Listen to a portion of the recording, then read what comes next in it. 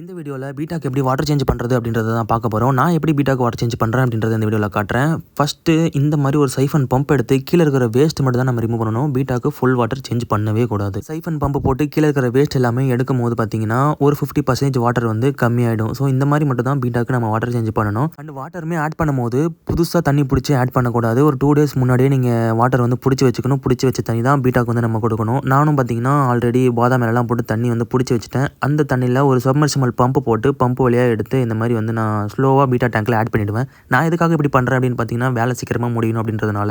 இருக்கிற எல்லா டேங்க்குமே எடுத்து நம்ம கையால் ஊற்றிக்கிட்டு இருக்க முடியாதுன்றதுனால நான் இந்த மாதிரி மெத்தட் ஃபாலோ பண்ணுறேன். ஃபைனலாக வந்து பாதாம் மேலே ரொம்பவே முக்கியமான விஷயம் pH லெவலில் பீட்டாக்கு மெயின்டைன் பண்ணும். ஃபைனலாக கொஞ்சமாக கல்லுப்பு எடுத்து உங்கள் பீட்டா டேங்க்கில் போட்டுருங்க. அண்ட் இந்த பீட்டாக்கு நம்ம எதுக்காக ஏரேஷன் போட்டு வச்சிருக்கோம் அப்படின்னு பார்த்தீங்கன்னா இதுக்கு ட்ராப்ஸி அப்படின்ற ஒரு டிசீஸ் வந்திருக்கு. இது எப்படி க்யூர் பண்ணுறதுன்னு ஒரு வீடியோ நம்ம சேனலில் போட்டிருக்கேன். ரிலேட்டட் வீடியோவில் இதோட லிங்க் நான் கொடுத்துருக்கேன். போயிட்டு செக் பண்ணி பாருங்கள். உங்கள் பீட்டாஸையும் நீங்கள் ஈஸியாக காப்பாற்றலாம். வீடியோ பிடிச்சிருந்தா சப்ஸ்கிரைப் பண்ணிக்கோங்க.